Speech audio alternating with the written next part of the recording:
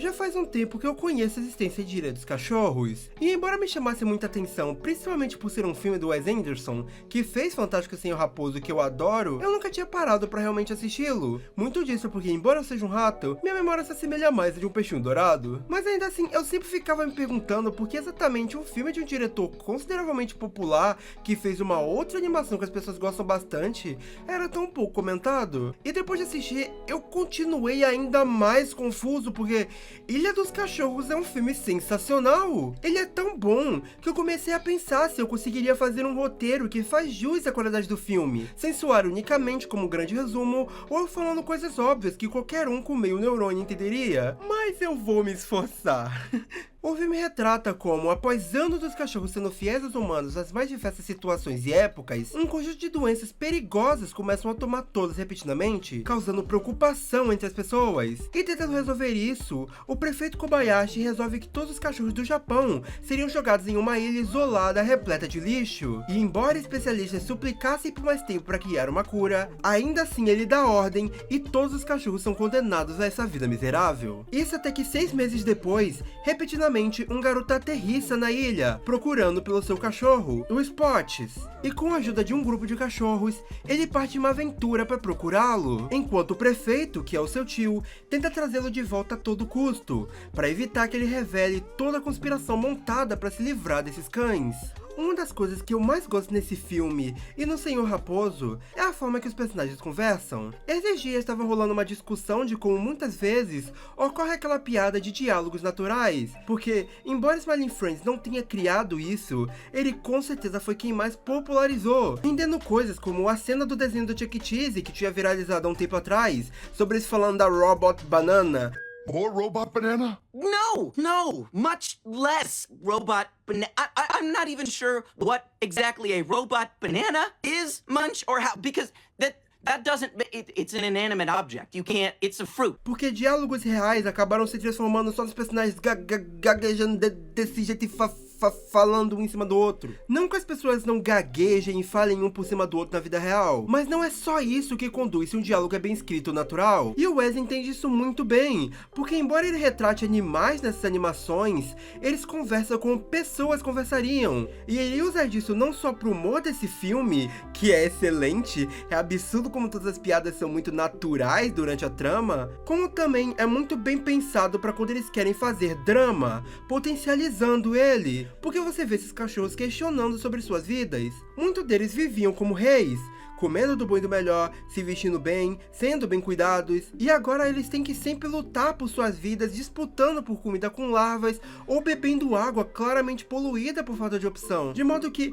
não só faz eles questionarem se deviam desistir dessa vida horrível, como nos é contado pelo Rex que um cachorro simplesmente se suicidou. Essa reflexão do estado deles volta várias vezes durante o filme, como por exemplo quando a Nutbag diz que ela nunca colocaria filhotes nesse mundo, ou quando o Spot julga o Gordo e seus cachorros por serem supostamente canibais, por boatos que ele ouviu anteriormente. O que é toda uma outra coisa que eu adoro nesse filme, a quebra de expectativa que vem dessas fofocas. E o Gondo fala sobre como esse boato começou porque seu líder e melhor amigo, Fuzzball, ficou extremamente doente, e como forma de aliviar seu sofrimento e manter os seus vivos, permitiu que eles o devorassem. Mas isso não é tratado só como algo triste, é verdadeiramente uma tragédia pro Gondo.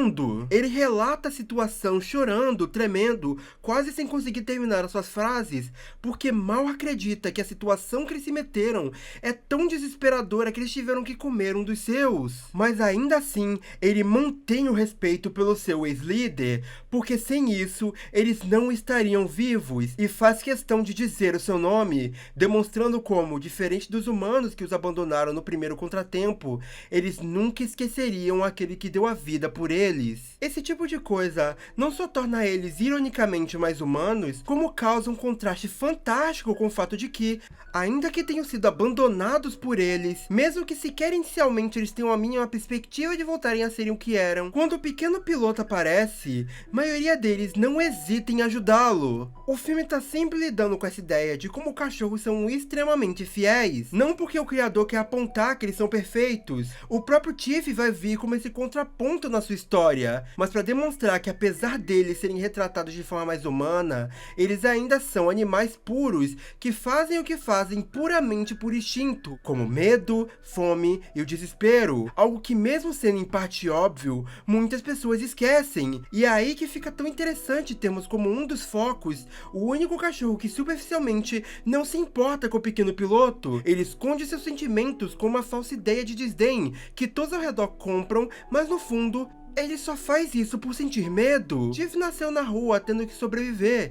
e por isso ele não consegue confiar, e expressa isso com a sua raiva. Eles acham que ele gosta de brigar, e por isso ele morde, mas nem mesmo ele sabe por que ele morde. Ainda assim, no fim, quando ele recebe o mínimo de amor e atenção genuína do Atari, ele para de vestir essa máscara, e se permite ser feliz. Por isso é tão bonito o momento em que o Spot pergunta se ele pode ser o cão que vai proteger o Atari. Não é só ele ficando junto daquele que o ensinou que podia ser amado de verdade, mas uma declaração de que ele podia ser feliz, coisa que ele definitivamente negava pra si mesmo. Outra coisa que principalmente apoia muitos diálogos é essa ideia de como eles às vezes só param e conversam. Tem longos momentos que são só os cachorros falando coisas bobas da vida, seja o nosso grupo principal falando das suas comidas favoritas, ou por exemplo, toda a sequência dos Spots com aquele cachorro, porque você nota a forma que os sentimentos impedem o pensamento racional dele. Então não só aqui, como em outros momentos,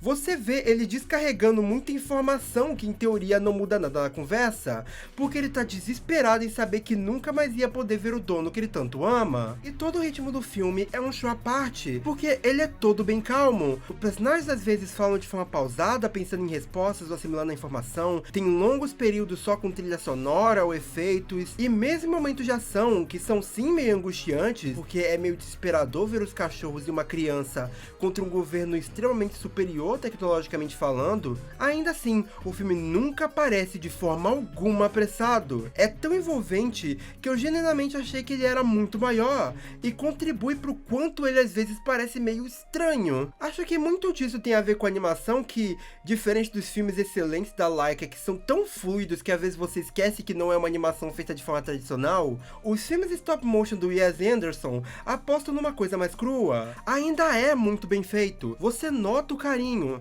só que é bem explícito que são bonecos que ao mesmo tempo que são meio realistas, não são nada realistas. Isso contrasta ainda mais com os movimentos que muitas vezes não são nem um pouco reais. Então os humanos ou os cães não se mexem como você imaginaria. É muito estranho a primeira vez que você olha, mas ao mesmo tempo é muito charmoso. Cara, esse filme é muito bonito.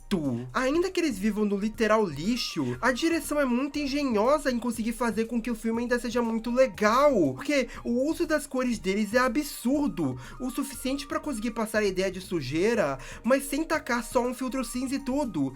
É lotado de takes que são muito bonitos, e eu arrisco dizer que é um dos filmes stop motion mais belos que eu já vi. É principalmente legal como eles do nada só metem umas coisas extremamente absurdas, como o cão do governo ter dentes explosivos que ele ejeta e taca por aí, cachorros terem uma chave mestra, uma criança virar prefeito, mas são coisas que nunca são um problema pelo simples fato de que o filme é bom. Elas funcionam em trama e estão lá para cumprir um propósito e ajudar na mensagem, além de tornar o filme mais divertido de assistir. Mas acho que o que mais corrobora para esse meu pensamento dele ser meio estranho é que nós entendemos o cachorro, mas quase todos os outros humanos falam em japonês, e a maior parte do tempo não tem legenda para acompanhar, então o grande público simplesmente não entende realmente o que eles falam. Isso é uma decisão criativa tão interessante porque você não imagina ver um filme no seu idioma em que parte dele tá simplesmente em outra língua. E ainda assim, todas as cenas são perfeitamente entendíveis pelo contexto do que tá acontecendo. É uma decisão tomada para brincar com a ideia de que nós entendemos aqueles que nunca têm voz. Acho que é isso que eu mais amo nesse filme. Como ele é uma forma de brincar com a ideia de como um cachorro realmente se sente, como eles são bons e porque são considerados nossos melhores amigos. Uma mensagem em meio a um filme que, ainda fora dela, é muito cativante, porque todos os personagens são muito carismáticos e toda a história é muito boa de acompanhar,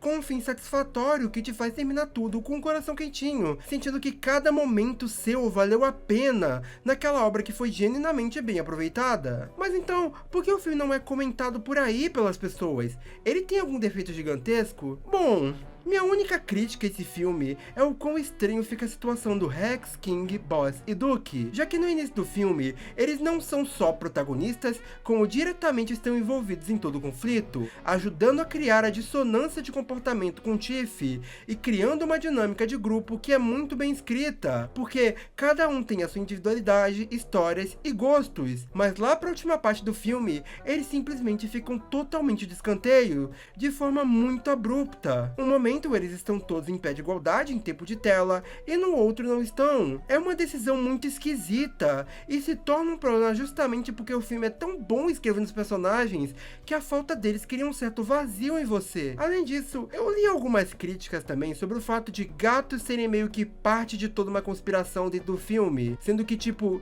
isso parece muito uma reclamação de gateiro obcecado louco. Não me entenda mal, eu amo gatos, tanto quanto cachorros, mas o motivo de os, entre aspas, inimigos mortais deles no filme serem gatos é por uma assimilação óbvia. Se você pensa no inimigo dos cães, o que vai vir à sua mente? O filme não age realmente como uma propaganda contra gatos. Em maior parte do filme, quem tá agindo contra nossos personagens são só os próprios humanos, esses que não veem eles como seres vivos de verdade, e sim como descartáveis. Isso é tão verdade que a participação deles é extremamente minúscula, de modo que facilmente pode passar despercebido para parte do público, porque ainda que seja de alguma forma quem manipulou eles, não é um ponto realmente de importância do filme, tá muito mais sobre uma piada. Eles explodem o cão robô, que supostamente é melhor do que o cão real, e aí sai um monte de gatos. Isso me lembra que quando saiu o trailer do primeiro filme da Patrulha Canina, eu vi algumas pessoas revoltadas porque os gatos estavam do lado dos vilões. Eles são quase totalmente irrelevantes na trama do filme, e só estão lá porque já eram personagens de anos da série, não porque, hahaha, gatos são do mal. Principalmente porque na própria série tem uma cachorrinha que é do mal. Não, na verdade, desculpa, eu me perdi nos meus pensamentos e eu saí do foco. Ponto é, eu entendo que tem toda uma discussão baseada em como eles representam gatos em mídia, e é uma coisa que dá pra discutir por um tempo, mas nem tudo realmente envolve odiar gatos. Então, não, ele definitivamente não é um filme com algum erro fatal. Diferente de muita coisa que eu trago por aqui, ele é muito memorável, de forma que ele termina e você continua pensando em pontos e momentos dele por dias. Eu acredito que o problema foi só a divulgação. Ele não chegou no grande público quando foi pro cinema, e não tá em nenhum streaming de grande sucesso. E o fato de que não tem muitos youtubers grandes falando sobre ele, acaba também contribuindo nisso tudo, já que quase todo mundo que eu já li falando sobre esse filme acaba gostando muito dele. E mesmo eu dando uma única crítica ao filme, eu ainda considero ele um 10. É só mais uma das muitas animações que é refém de empresas que não tratam elas como deveriam. Muito obrigado por ter visto esse vídeo até aqui. Assista os vídeos do canal caso esteja interessado. Dá like, se inscreve e aperta o botão de hype caso é disponível.